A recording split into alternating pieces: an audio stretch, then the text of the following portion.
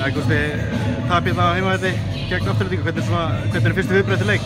Ég bara hrikalega fúll og ósáttur við okkar spilamennsku í dag. Þetta var okkar slakasta frammistaða í vetur og því miður að bara fórum við illa að ráða okkur í dag. Hvað var það sem var að fara úrskeiðis hjá okkur?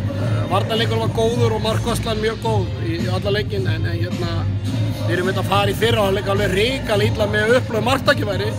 Að fara með einhver 7-8 dauðafæri ásamt vítakasti og að skjóta mjög illa á Davíð og sem að reyndar átti góðan dag en við gerum þetta frekar auðvelt fyrir og skjóta á fyrsta tempói beint í X hjá honum.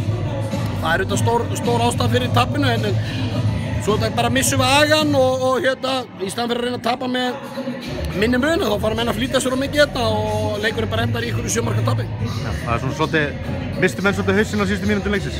Já, við gerðum það, ég menna það var korter eftir og ennþá 3-4 mörk, ég menna ekki alveg 3-4 sko.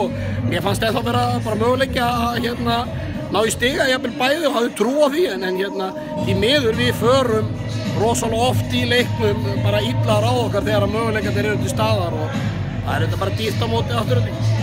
Er það eitthvað svona stillingaratri, er það eitthvað sem þú hefur einhver áhyggjur af eða er það eitthvað sem til að rauninu laga sér til þessi líður á vetri? Ég veit ekki, það er erfitt að segja til það. Við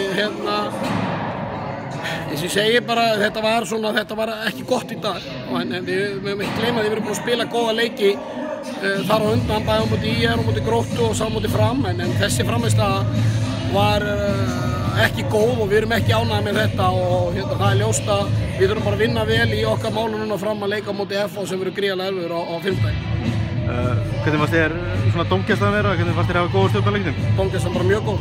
Já, takk fyrir og gangi vel.